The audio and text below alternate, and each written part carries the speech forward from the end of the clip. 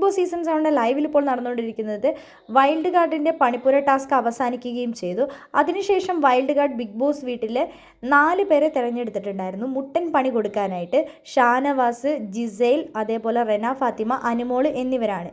ഏറ്റവും വലിയ മുട്ടൻ പണി എന്ന് പറയുന്നത് ഇവർക്ക് കൊടുത്തത് ബിഗ് ബോസ് എന്ന് പറയുന്നത് ഇനി രണ്ടാഴ്ചത്തെ ലാലേട്ടൻ്റെ എപ്പിസോഡിൽ ഇവർക്ക് ലാലേട്ടനെ കാണാൻ സാധിക്കില്ല എന്നതാണ് ഏറ്റവും വലിയ പണി എന്ന് പറയുന്നത്.